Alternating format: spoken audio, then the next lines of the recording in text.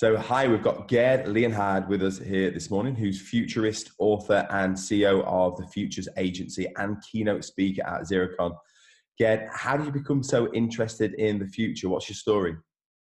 Well, I didn't start off wanting to be a futurist. I was a musician and producer, and then I went into the internet business, and then I wrote my first book, The Future of Music, which was basically predicting things like Spotify, music like water kind of idea. And that made me a futurist. And then people started saying, okay, you're a futurist. Can you help us with, film distribution and the future of medical and whatever? And now it's been 15 years where I've been speaking about the future and learning about the future. But primarily my business is not prediction. It's about foresight and observations. And that's what I will do at the conference. Well, that's great. That's great. And a lot of people I've spoken to are really looking forward to hearing you speak because you help businesses to become future ready. And what I'm beginning to see in the accountancy industry is a huge rift starting to kind of emerge. And I think we've seen the biggest divide that we've ever seen in the accountancy industry. So we've got these large multi-partner firms who are these big beasts and find it difficult to make decisions. You've got the smaller ones who are scared to death of change. And a lot of them aren't even present ready, let alone future ready. But then we're also seeing kind of these pioneers of the accounting industry, probably like 1% of the industry who are really driving things forward, embracing technology like Xero and the ecosystem that surrounds it. And this rift is really starting to widen now. Regarding this divide, what can the accountancy industry learn from other industries? Well, accountancy, bookkeeping, financial records, and all these kind of jobs that involve lots of numbers and logic and maybe some magic sauce as well. It's quite clear if you look at the music industry and at the media industry, you see what's going to happen. In the music industry, there's no longer anything valuable about distribution. Distribution is the cloud. Yeah.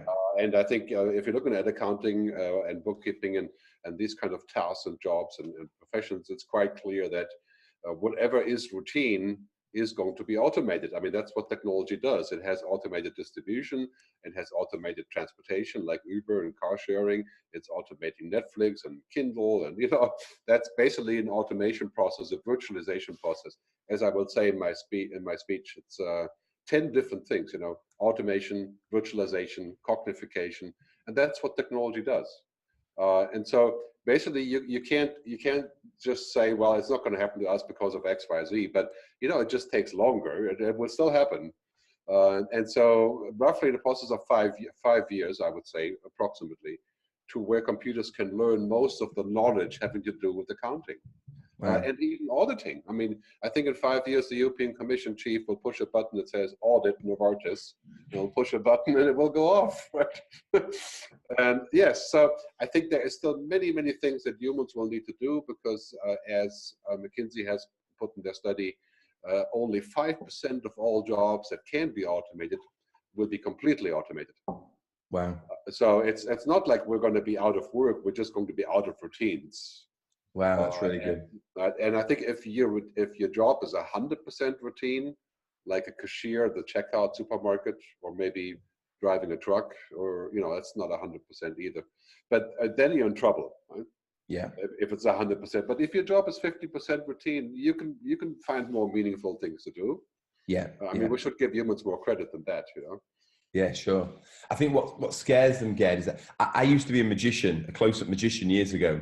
And the way that magicians kind of used to make their money was kind of, if we all keep it a secret and we don't tell anybody how we do our tricks, then we'll all be able to kind of make money and make a living, right? And it's kind of been the same for the accounting industry. They've all kept their knowledge kind of really close. They've got these magic words for things that other people don't necessarily know.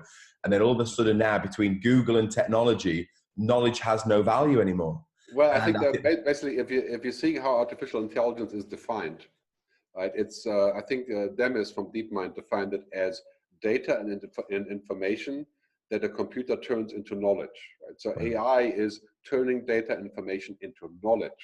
Right. And these machines will never have knowledge like we do because they don't see the world like we do.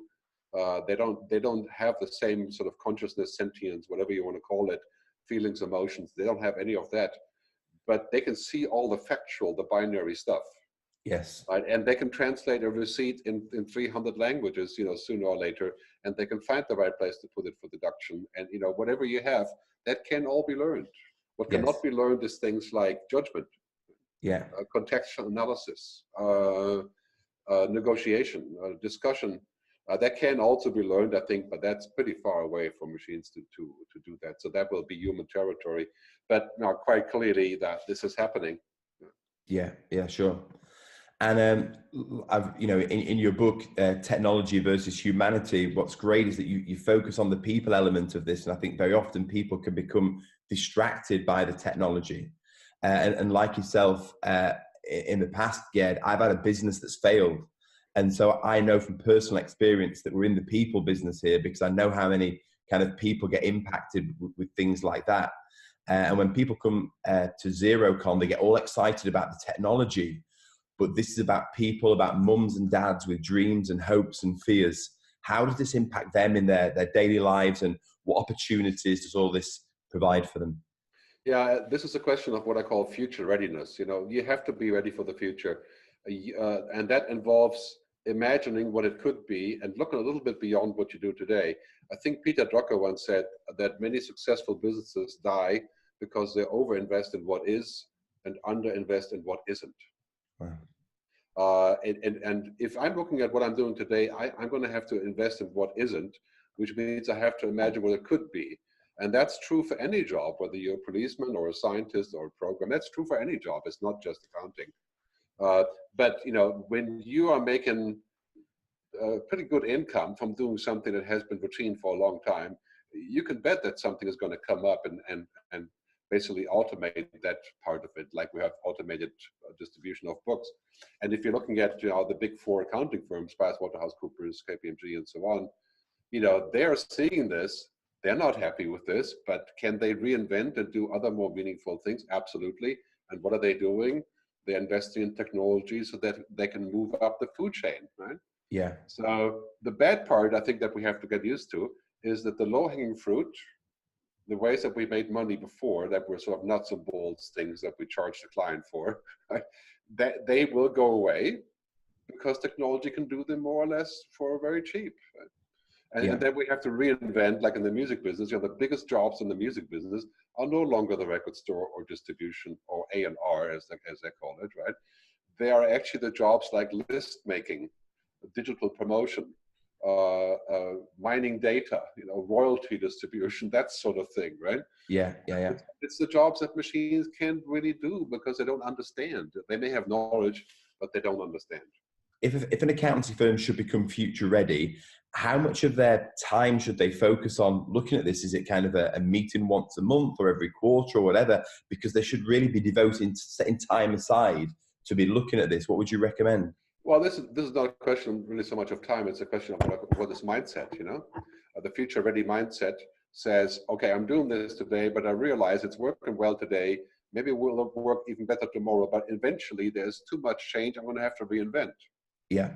Just like, we're seeing a lot of statistics that are quite dramatic, like 50% of all new jobs in 2030 could be on-demand jobs, the gig economy. There could be virtual jobs. I think the Dell study said that about 90% of all jobs that are currently being done, they have never been there before. They're completely reinvented. So basically what it means to be future ready, I have to understand, I have to try, I have to experiment, and then when the opportunity comes, I have to diversify. Yes. And we've always done that, except for that now it's dramatic because it's basically every 5 to 7 years. Sure. And maybe even longer. So to be future ready, you have to spend, say, 10% of your time living in that future. And that's why, of course, we have this conference, right? Yeah. So that people can live in the future a little bit and then think about what they're going to be doing with it. To the words you said there, Gerd, the fact that they have to try and they have to experiment, I think that's a real challenge for accountants, because an accountant's mindset is they're always they're trained to look for what's wrong, and they want everything to be perfect, right? That makes a great accountant, because if they're looking through your accounts, you want them to find what's wrong and you want them to make sure everything's perfect. The challenge then is when you start to try and you start to experiment, it's not going to be right, it's not going to be perfect. And I think when they start down that route, they become quite afraid of that. How can they kind of move forward with that? Well, I often like to joke, because I'm from Germany originally, is that in societies that are engineering culture, like Germany, that are production oriented, and also in societies that are accounting culture, which means, it's basically the exact measurement of things and the reproduction and the inventing and those kind of things. That's this kind of mindset. In the future is going to be what we need is an experience mindset.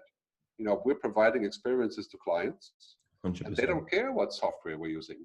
Yeah. And they don't care how we do it. They want to have a great experience. They want us to be more than just putting the facts together. Yeah. And they want us to be also helping them to understand the future. So if you are not, if you're dispensable in this environment, you will be dispensed. I mean, that's what's called digital Darwinism, right? So if a client can dispense you because all of a sudden they got a fancy software doing it, they will. Yes. I mean, look what's happening all around us. I mean, look what's happening to the banks. Nobody goes to a bank anymore. Oh, some people do, not too many. We do it on the mobile. Yeah. And so it's and every bank is trying to add extra values. That is the key to their mobile and whatever they're doing, virtual app or whatever, so that they can be indispensable. Yeah. I love that. And that's what we focus on in our firm, Gerd, is the fact that, the reason why we systemize and automate as much as we can is because we want to provide that great experience to our clients, because ultimately experiences change the way that people are made to feel. And what we say is that our clients will remember how they're made to feel long after they've forgotten what we've done for them. And that for me is what's really exciting, that technology opens up to be focusing on kind of this level of experience, just like you're talking about. That's awesome. Love it. Yeah, it's becoming possible to do that now, and I think we have to get ready. Like Airbnb is making experiences out of getting a room. Yes. And some of them are not always so good, but usually they are. But this is the experience economy, and that if you don't provide added value, that's what it comes down to. I mean, every newspaper, every record label, every film distributor, they have to provide extra values, otherwise they cut out the food chain. And that's what technology does. I mean, in 10 years, you're not going to buy a car with a gas engine. You're probably going to share a car or subscribe to a car like Spotify, and people have to adapt. And that it's not the end; it's just the beginning of something new. Sure. I think when accountants hear this type of thing, Gerd, because the industry's so old, and because everything's been so stable for so long, I don't know if they necessarily really understand the risks of what's coming. And when you're talking about experiences, you see the likes of Toys R Us who've disappeared recently because they didn't embrace kind of online technology, and the experience they provided in their store was kind of so low level. But then all of a sudden this big, huge giant has disappeared, And like you say, the big banks, they're not there anymore in terms of our usual experience. Can accountants, if they're not prepared to kind of, embrace this change, should they be really fearful of the future? Well, I think generally speaking, it's nice to have a bit of what Alvin Toffler called the future shock. That's good, but we can't be fearful of the future. And this is why we have bad things in society today, is because many people are worried about the future. So they're voting for strong, right-wing politicians and the Brexit and Trump and all this. They're voting for in that direction because they're worried. But a little bit of worry is okay. But generally speaking, we shouldn't be fearful of the future, because 90% of what we're seeing around us, cloud computing, 5G networks and the Internet of Things and all these things, they're very, very positive for our businesses, but they will basically redo them. Yes. And so it's not like we're going to lose what we have. We have to reinvent, which means that if you can't reinvent, you may lose things. And this is really, it's an opportunity and it's a challenge, but it's not like the end of work is here, No. Just because we don't do any more routine work. I mean, who likes doing routine work anyway? So yeah, we can charge the client for the routine work, which is good. Sure. But in the future, we charge for other things, and we'll probably end up charging more in different ways. Absolutely. But if you change, only if you change. Yeah, I think basically that's quite clear. I mean, look in the car industry and any other industry. I mean, the car industry, basically every car company in the world is saying that they don't want to sell cars anymore. They want to get into the mobility business. Wow, right. Yes. Right. And this is, of course, the mantra now. And basically in 10 years, it won't be about selling cars.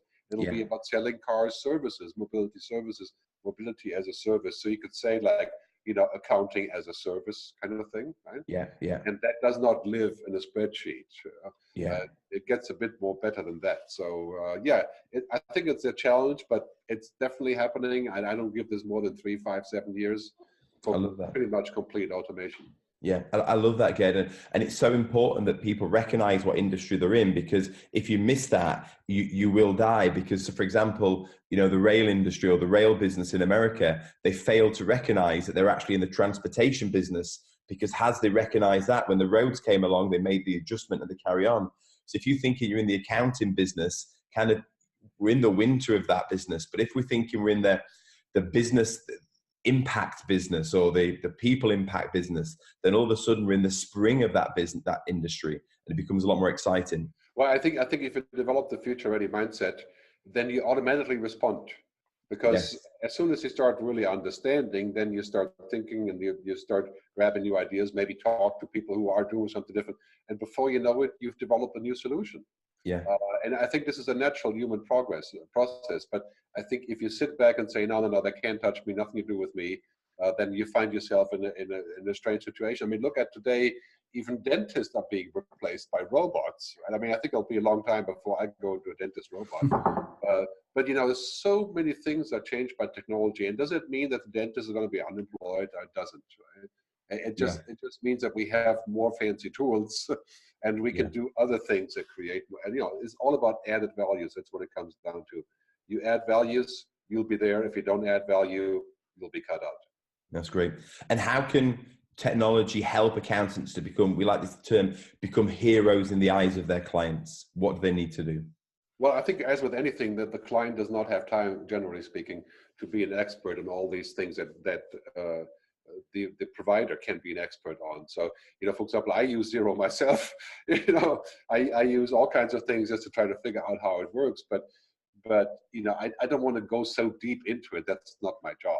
I'd rather have somebody who says, okay, we're going to use this, and then we have these tools, and then these are things we can do. We can calculate other things. We can maybe predict your future a little bit, some analytics and those kind of things. And the client doesn't generally want to spend 50 hours learning all that stuff.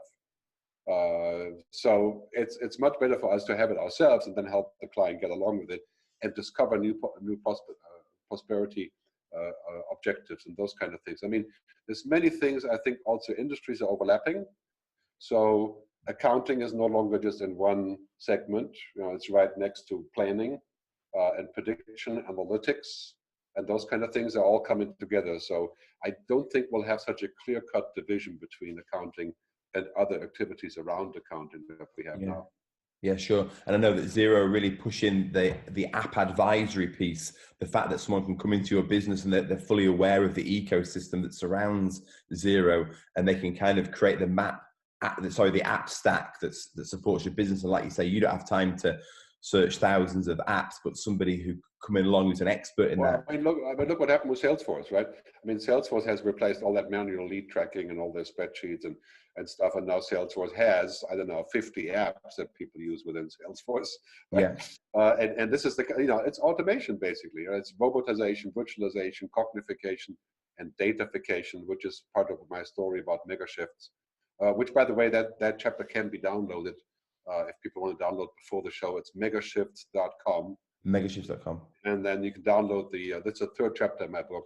It's a free download in like 10 languages about these kind of shifts. But when you apply these kind of shifts, then you realize, okay, I can do something that the machines can't do, and machines can't do a lot of things. It's not like machines. I mean, in 50 years, maybe a machine will have emotions in parentheses, right? For the time being, machines don't understand context. They don't understand what's not being said. They are not creative. They definitely don't understand human sentiment, human purpose. All of these things are completely alien to machines. So for us to add value, it's still a very, very large opportunity. That's great. That's great. I'll put a link to that in here, Gerd. And I really value your time this morning. Thank you. So let's round things off with, what can people get excited about your talk at ZeroCon, and what could they hope to take away from that? Well, I think my talk is really in 3 steps. The first one, I'm showing basically the mega shifts in society and what I call the game changers, big data, cloud computing, and what's happening there with intelligent machines. And then the second one, I say, okay, a machine may be intelligent in the sense of a machine, but it's not intelligent or anywhere close to us, at least not for the next 30, 40, 50, maybe 100 years. It is very intelligent in terms of numbers. And then I move on to explaining what that means for the future of our jobs, particularly accounting and bookkeeping, because what it means is that we have to go back into the things that make us human and develop new added values on top of it. It's very similar to journalism and media, to where we have to develop new values to actually prevail. And then in the end, I give some examples on how that could be done and so forth, and what do we have to do to actually create the future. Sure, that sounds wonderful. Well, thank you so much for your time today, Gerd. We're looking forward to hearing you talk at XeroCon. All right, you're welcome. That's great, thank you.